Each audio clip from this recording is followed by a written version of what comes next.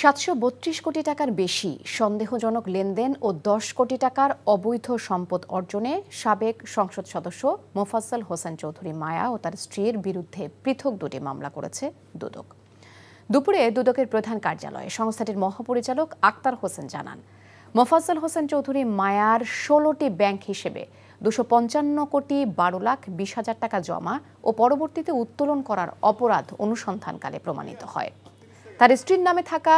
অসঙ্গতিপূর্ণ সম্পদের পরিমাণ ৮ কোটি টাকার বেশি পাওয়ায় তাদের দুইজনের বিরুদ্ধে পৃথক মামলা করে সংস্থাটি।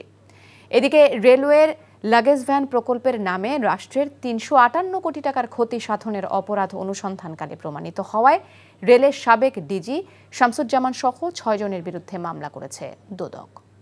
জনাব মোফাজ্জল হোসেন চৌধুরী এর ক্ষমতা অপব্যবহার করে প্রভাব ও আর্থিক সহায়তায় জ্ঞাত আয়ের উৎসের সাথে অসঙ্গতিপূর্ণ ৮ কোটি ৬ লক্ষ টাকারও বেশি মূল্যের স্থাবর অস্থাবর সম্পদ অর্জন, পূর্বক ভোগ দখলে রাখা এবং নিজ নামে ৩৬টি ব্যাংক হিসাবে অস্বাভাবিক এবং সন্দেহজনকভাবে ১১১ কোটি ৭৪ লক্ষ টাকারও বেশি জমা এবং সমপরিমাণ অর্থ উত্তোলন পূর্বক অস্বাভাবিক লেনদেন করার অপরাধ অনুসন্ধানকালে প্রমাণিত হয়েছে।